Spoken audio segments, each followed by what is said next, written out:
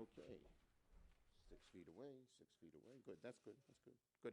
Okay, good morning, everybody, and thank you for joining us. And I'm so proud to be joined by two new outstanding senators from Georgia, John Ossoff and the Reverend Raphael Warnock, who are working alongside Democrats in the Senate to deliver desperately needed COVID-19 relief back to their home state. If this little event today has a message, it's three words: elections have consequences. But before I get to that, I want to just say how proud I am that both these senators are history making. Raphael Warnock was born in Georgia when two arch segregationists were the senators, and now he's the first African American senator from Georgia. And John Ossoff is the first Jewish senator from Georgia. So it's game-changing.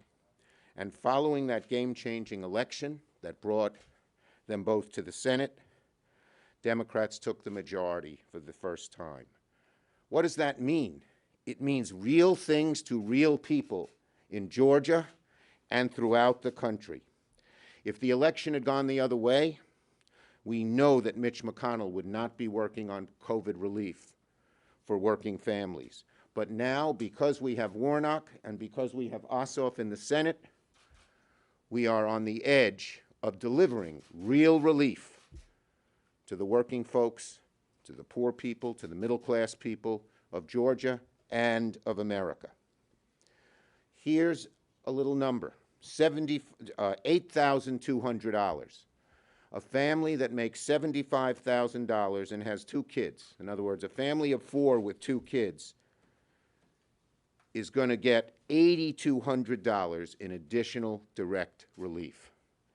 That's between the direct payments and the doubling of the child tax credit, which the House has already reported out, and both have large support among the Democrats in the Senate. So these talented fighters are actually delivering on their promise when they ran, that they were actually going to bring real help, that elections have consequences, that the difference between having Ossoff and Warnock in the Senate is very real to the vast majority of average folks in Georgia and in the country. It's part of what we're trying to do here. Last year, as you know, Congress passed multiple COVID-19 relief packages, but we're far from out of the woods. The down payment Congress passed in December stopped some of the bleeding, but without robust action, the recovery is going to be long and painful. And we want to get out of that ditch, the COVID ditch, both health-wise and economically, as quick as possible. And the addition of these two men to the Senate makes that very, very likely and very, very real, because it allows us to build in a much stronger way on the previous package that was passed in December. Thanks to Senators Warnock and Ossoff, this COVID bill will be bigger and bolder and bring significantly more help to Georgians and to Americans. And right now, Democrats are on the path to secure another round of direct payments, an expansion of the child tax credit and the earned income tax credit, other things that they have been pushing for. Funding for historically black colleges and universities, minority institutions, and tribal colleges, debt relief to black farmers who have been ignored for far too long in Georgia and elsewhere, and so much more. They have been pushing me as leader to get these things done. They've been talking to our caucus, and obviously the Democratic caucus is very grateful that they ran such great races and helped us gain the majority. But we realize that's not the end, that's just the beginning. Getting things done is the real reason that people elected them and what we must do. Again, in terms of direct assistance to Georgia families, Senators Ossoff and Warnock are going to help deliver an extra $8,000 for an average family of four. That makes a big difference in their lives. We Senate Democrats, as you know, we're moving full steam ahead with a bold plan to tackle the worst health crisis in 100 years since the Spanish pandemic flu, the worst economic crisis in 75 years since the Great Depression. This bill, what we are proposing, is proof to people who have lost faith in democracy. Your vote matters. It sure mattered in Georgia. The people of Georgia should be very proud of their 2 senators and their state. Because Georgians sent John and Raphael to the United States Senate, I can confidently say real, significant help is on the way. Senator Ossoff.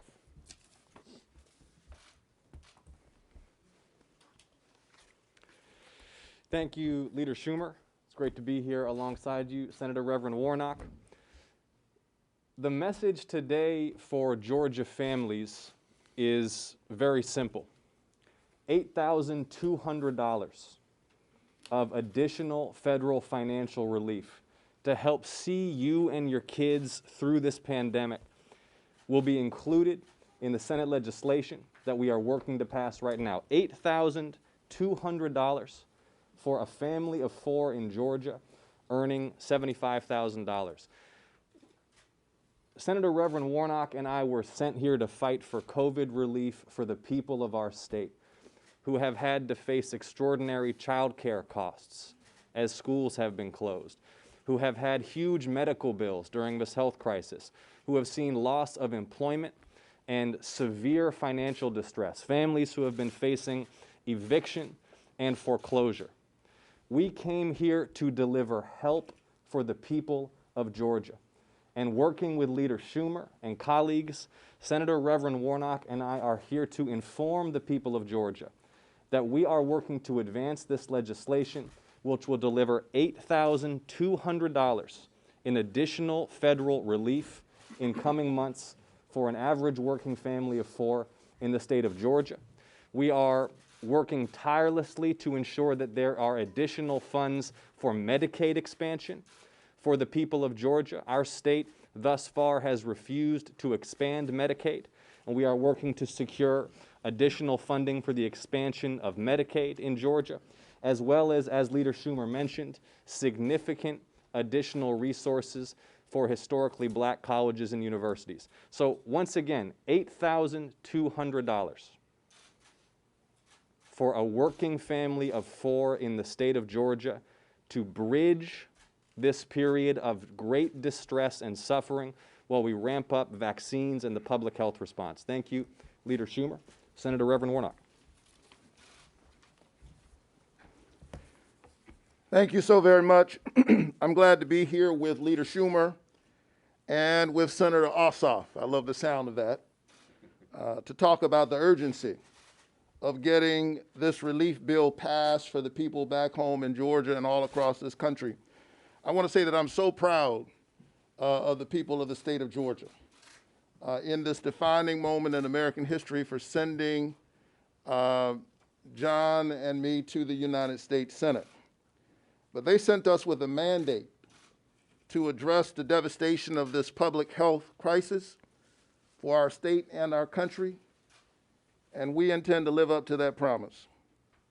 The people of Georgia are the ones who helped to make this robust relief possible. In a real sense, they stood up not only for that state, but for the country. And now it's up to the Congress to deliver.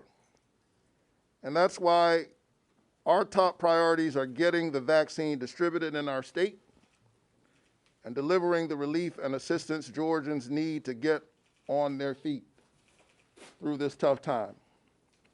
This is one moment in which it's very clear that public policy is quite literally a matter of life and death.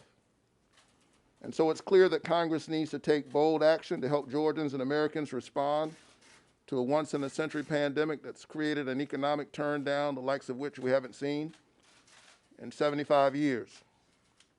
And we do that by passing this $1.9 trillion relief proposal. And when we do that, here are the things that we bring home for the people of Georgia. $20 billion in vaccine procurement, distribution, and outreach so we can address the health of our citizens and our economy. $20 billion for the whole country. And then just for Georgia, nearly $2 billion to incentivize our state to finally expand Medicaid. And I want to emphasize that point because many of us have been fighting for the expansion of Medicaid for years. Folks here in the Congress have been trying to get states like Georgia to expand Medicaid. I literally got arrested in an act of civil disobedience, trying to get our state to do the right thing. I came here to this Capitol as an activist in 2017, standing up when they were cutting the children's health care program in order to give a $2 trillion tax cut to the richest of the rich. And so now we can finally get Georgia to expand Medicaid by providing nearly $2 billion. It covers the cost of expanding Medicaid in Georgia and then some. And that would not have happened were it not for the fact that the people of Georgia stood up and sent us to the Senate. More than $4 billion to Georgia's K-12 schools to ensure students, teachers, and staff stay safe and healthy and to address learning and loss, and billions in equitable funding for our historically black colleges and universities. Also, $5 billion in debt relief and direct assistance to farmers of color to help our rural communities who've been so hard hit by the recent economic devastation, but also have suffered from long-term discrimination. Relief for rental and mortgage assistance, and more than $8 billion to help Georgians provide essential services to keep up the fight on the front lines of this pandemic. That's just some of what's in this package. And so I'm committed to getting it done as quickly as possible. I'm so grateful to Leader Schumer for his support. We have been encouraging others to stand with us to make sure that the people of Georgia and the people of this country get the relief that they need. There is not another minute to waste. Okay, we'll take a few questions. Leader Schumer. Nope. Go ahead. Leader Schumer, so it sounds like you are fully on board with the $1,400 checks for those making $75,000, up to $75,000 and $150,000 respectively, individuals, couples, with the phase out at $100,000 and $200,000 individuals and couples. How confident are you that you have everyone in your party? The bottom line is it has broad support in our caucus, and we think the House bill is right in the ballpark, right in the ballpark. Leader Schumer, a lot of your talk has been pretty vocal about wanting to see the $15 minimum wage as a form of direct aid to folks in this bill. The president's been somewhat skeptical it can survive the reconciliation process. What's your view on that being in this bill and making it all the way through the Senate? Well, Senator Sanders and I are working very closely together to overcome the birdbath and make sure or do everything we can to see that it survives the birdbath. We'll see what happens. That's our first step. Hi, Senator Ossoff and Warnock, you all both mentioned Medicaid expansion. Can you tell me a little bit more about what you think can make it into this final bill that will incentivize states like Georgia to expand Medicaid? Well, the current package provides an additional 5% for Georgia through the FMAP, which would more than incentivize Georgia to do the right thing. Listen, Georgia's already losing money because it's refused to expand Medicaid. And politicians have been playing games around this for years. But now with this additional 5% through the FMAP, we more than provide adequate support for Georgia to do the right thing. Yes. I'm going to ask, is the trial slowing you guys down at all in delivering relief? And then on that, are the House impeachment managers changing any of the GOP colleagues' minds? On question one, no, it is not. As we promised, you know, when I first became majority leader, they said, you have three big tasks: President's cabinet, impeachment, COVID. We are on track with all three. This week we affirmed two more of the president's nominees. The impeachment trial moves forward at a good pace. And our committees, as we speak, both in the House and Senate, are working on bold COVID relief that the American people need. So no, it is not slowing us down. Look, yesterday's testimony and presentations, actually not testimony, but presentations, were extremely powerful, gut-wrenching when you saw what happened. And a lot of people didn't see it up close, particularly a lot of I had never seen myself in that tape that they showed. I didn't know they had it till I saw it. And so I'm hopeful it will change minds. It's hard to look at that and not see the gravity of what happened. Schumer, after yesterday's testimony, do you see the need to bring in outside witnesses? That in will the be, impeachment trial? that is, we have given the House managers a free hand. And they said to us, we're not sure we want managers, but we want to preserve the right. In the bipartisan agreement that Leader McConnell and I negotiated, that is allowed, and they will make that decision, I think, after the opening arguments of both sides. Thank you. Peter Schumer, what is your reaction to Republicans basically saying that this trial is nothing more than just preventing Donald Trump from running again? Just look at the trial. Look at what happened. To sweep this under the rug, to ignore it, in one of the most dastardly acts any president, probably the most dastardly act any president has committed, would not heal but keep the wounds open. Last one. Peter Schumer, it seems there might not be the votes to convict President Trump, and so then you might not be able to hold the vote to bar him from office. Is there support for bringing forward a 14th Amendment measure? We're first going to finish the impeachment trial, and then Democrats will get together and discuss where we go next. Thank you, everybody, and thank my colleagues.